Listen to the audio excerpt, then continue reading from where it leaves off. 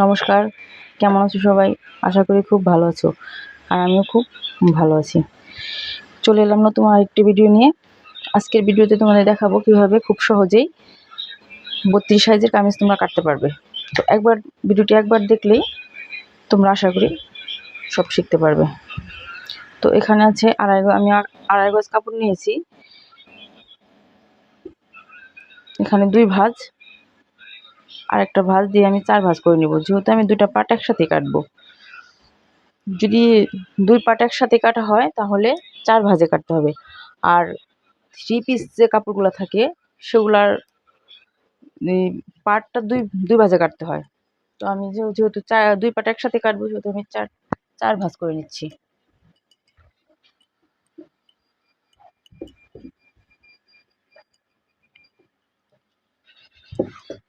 ভিডিওটিকে স্কিপ করো না, যদি স্কিপ করে যাও তাহলে কিছুই শিখতে পারবে না। আমি এখানে 4 ভাঁজ করে নিয়েছি। প্রথমে যে কোনো কাপড় কাটার ক্ষেত্রে প্রথমে নিতে হয় লম্বার মাপ। তো আমি লম্বার মাপ আগে নিয়ে নিচ্ছি। আড়াই গজ কাপড় এখানে, তো কাপড়ে যতটুকু লম্বা হয় আমি ততটুকুই নিয়ে নেব। তোমরা যারা যতটুকু লম্বা নেবে, যতটুকু লম্বা থাকবে তার চেয়ে 2 ইঞ্চি পরিমাণ কাপড় বেশি নেবে, যেটা সেলাই করার জন্য। আমার কাপড় আছে এখানে 45, আমি সেলাই করার জন্য 2 ইঞ্চি বেশি রাখছি। লম্বা আমার 43 আছে, ঠিক আছে।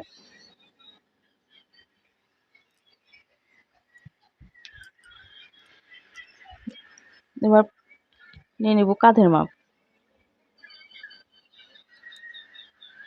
31-32 ইঞ্চি বডির জন্য কাঁধটা নিতে হবে 6, আর গলার চওড়াটা নিতে হবে 2.5।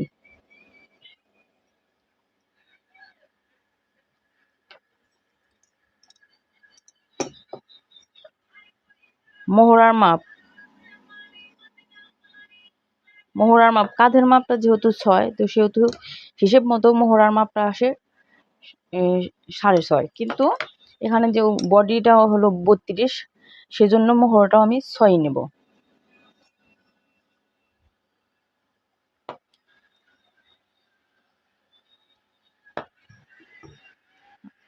গলা লম্বাটা তোমাদের ইচ্ছে মতো নিতে পারো। যদি সামনের গলা আর পিছনের গলাটা একই রকম লম্বা হয়, তাহলে মানে 2 পাশে গজ কাপড়ের ক্ষেত্রে যেহেতু গজ কাপড়, সেহেতু অনেকেই কামিজটা 2 পাশে পরে, তো গলাটা একই রকম যায়।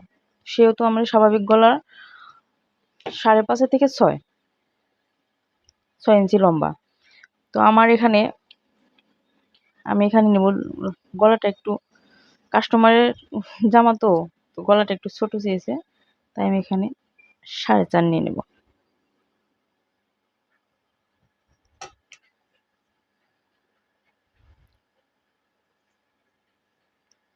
সাড়ে চার।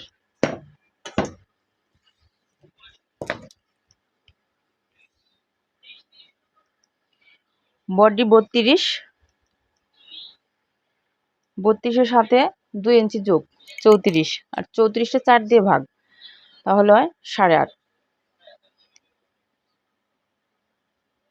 যেহেতু ব্লাউজটা ফিটিং পরে, কিন্তু কামিজ কেউ এতটা ফিটিংস পরে না, সেই জন্য যা বডি থাকবে তার সাথে 2 ইঞ্চি যোগ করতে হবে, তারপর 4 দিয়ে ভাগ করতে হবে। তো 32, 34, 8.5, আর সেলাইয়ের জন্য 1 ইঞ্চি এক্সট্রা। বডির থেকে হাফ বডির মাপটা নিয়ে নেব আমি 6.5, আর হিপের মাপটা 14। তো এখান থেকে এটাও আমি মার্জিন করে নিচ্ছি।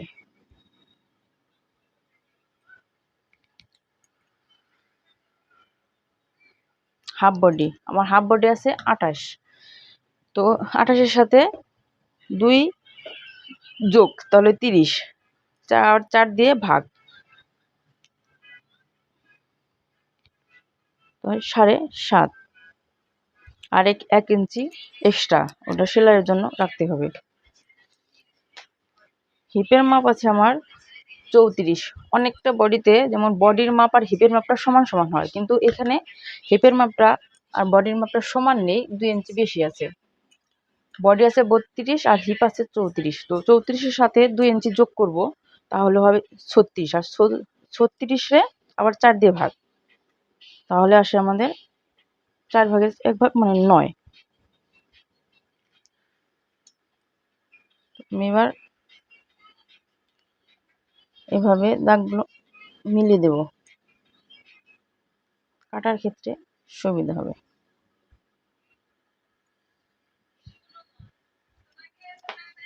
এবার নেব ঘেরের মাপ।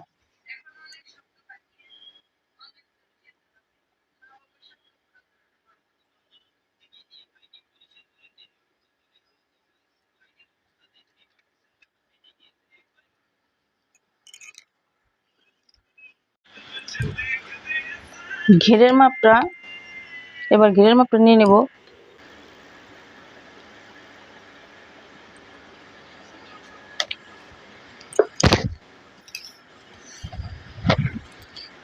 যেহেতু 34 ইঞ্চি হিপ, 36 ইঞ্চি হিপ, 36 ইঞ্চি হিপের এখানে ঘেরের মাপ হবে 9। 9-এর সাথে 2 ইঞ্চি, 2.5 ইঞ্চি এক্সট্রা যোগ করতে হবে, আর তার সাথে 2 ইঞ্চি এক্সট্রা রাখতে হবে মুড়িয়ে সেলাইয়ের জন্য। তার মানে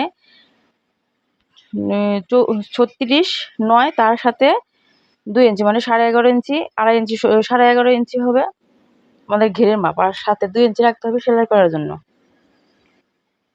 দাগ দিয়ে নিয়েছি, এবার গলার রাউন্ডগুলো দিয়ে নিব।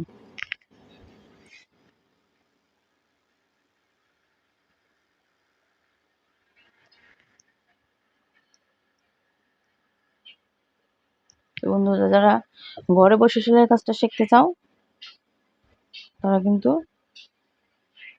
ভিডিওটি স্কিপ করো না।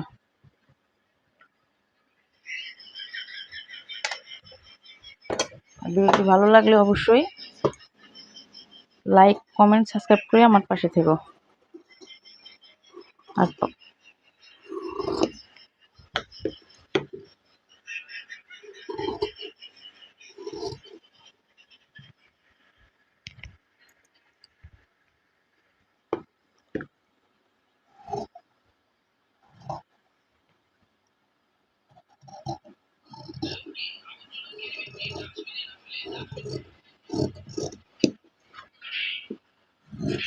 এক ইঞ্চি করে বাড়তি কাপড় সেটা রাখতেই হবে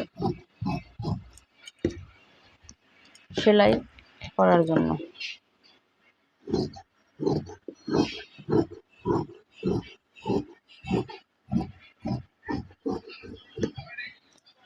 যারা নতুন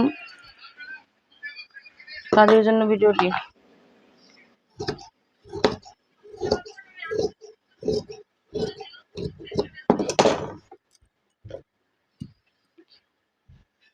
যারা নতুন কাজ শিখছো কিংবা শিখতে চাও তারা কিন্তু ভিডিওটি অবশ্যই দেখো।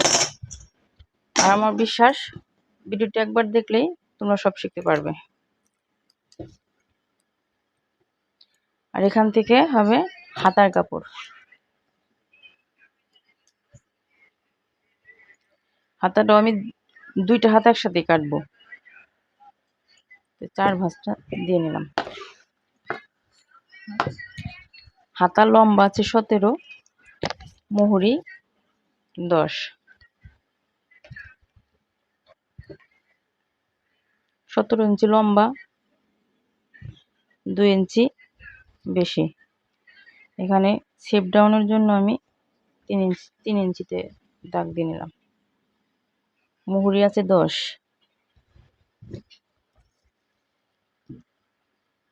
Shape down 10। এখানে আমি 1.5 ইঞ্চি এক্সট্রা নিচ্ছি, 6.5। ব্লাউজের ক্ষেত্রে শেপ ডাউনের মাপটা হবে 1/2 ইঞ্চি, আর কামিজের ক্ষেত্রে হবে 1.5 ইঞ্চি।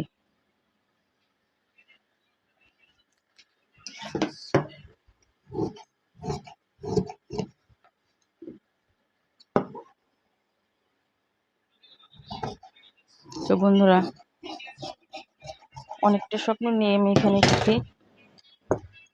তোমরা যদি সাপোর্ট করো তাহলে হয়তো আমার স্বপ্নটা পূরণ করতে পারবো।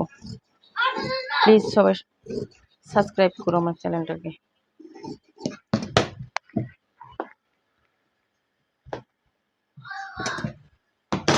ভিডিওটি ভালো লাগলে অবশ্যই একটা লাইক, একটা কমেন্ট করে দিও। তোমাদের একটা কমেন্ট আমার ভিডিও বানানোর অনুপ্রেরণা যোগাবে।